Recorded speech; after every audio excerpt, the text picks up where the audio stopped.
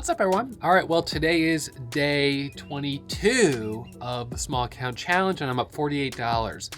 Through the entire recap, I will reference it as day 21 because I was confused. I forgot that yesterday was day 21.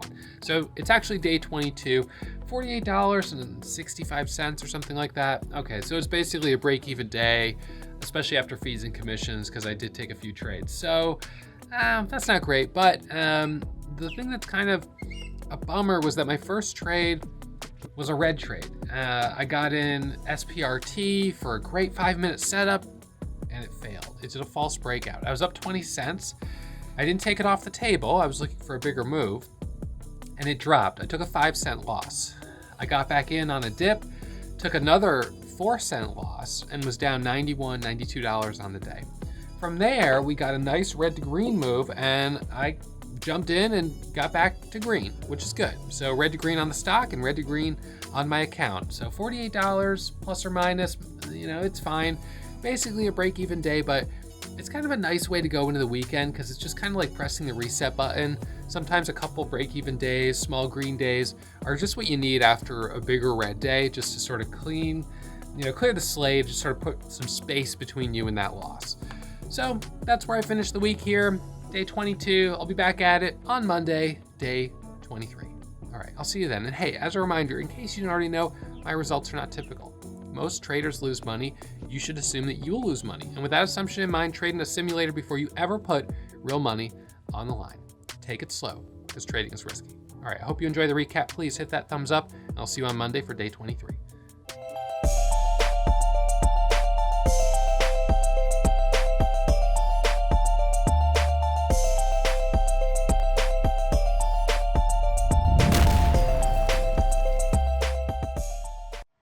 All right, so day 21 in the small account, finishing up $48.95. Not bad, not great. Was red, $92, and recovered from red to green.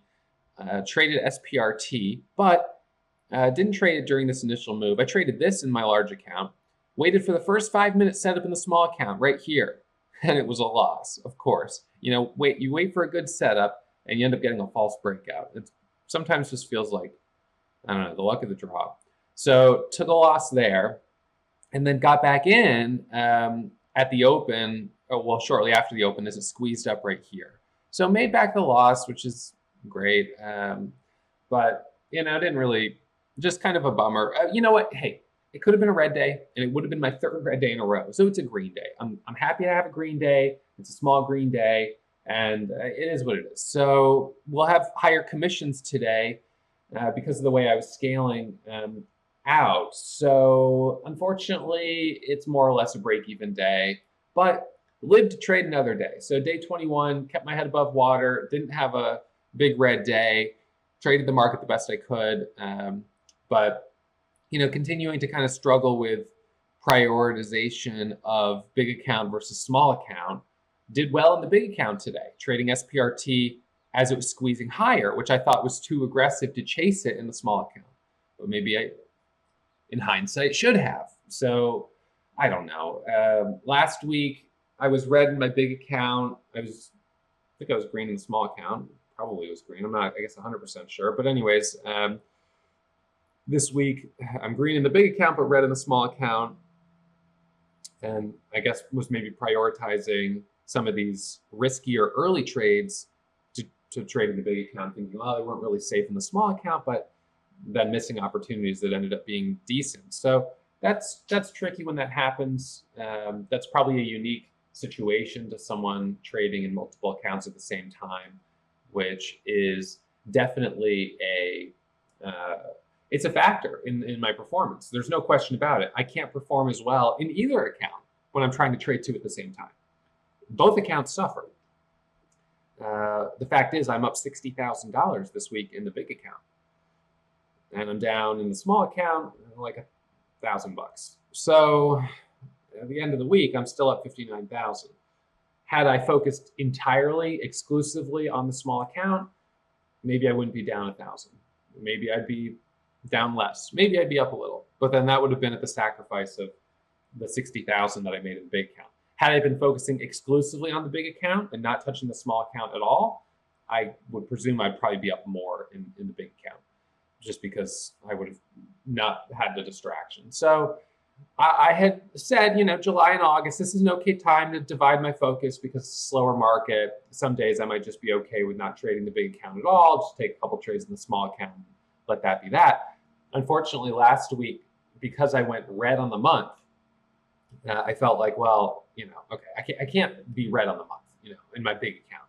I have to at least cover my monthly goal. And then if I take my foot off the gas and focus just on small account, that's fine. But I can't just, have a couple trades, go red on the month, and then leave it there. So the goal this week was to have 5 green days in the big account. I did it. 60,000 is fantastic. Puts me back to green on the month, which is great. And but not at my monthly goal yet. So next week I'll continue to be dividing my focus between the 2 accounts. We'll do it the best I can, and we'll see how it works out. But I'm glad to finish the week with a small green day in the small account. $48.95 is good. This trade here was kind of annoying because I was holding at 21, or was it 21 or it was, no, I think it was 10.15. It popped up here to a high of 10.15, micro pullback, and I got long. It rips up to 10.44 or 10.46 to a halt. And then it did a false halt, dropped down, stopped me out for a small gain as it dropped here. And then it goes, and I was, so anyways, kind of tricky, but that's okay.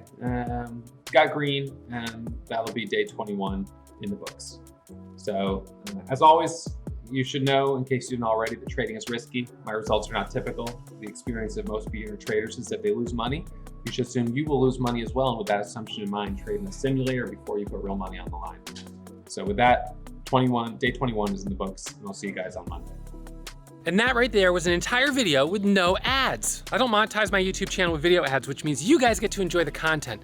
But do me a favor, please hit that subscribe button and give me a thumbs up and let YouTube know that this channel is the channel to watch if you want to learn about day trading.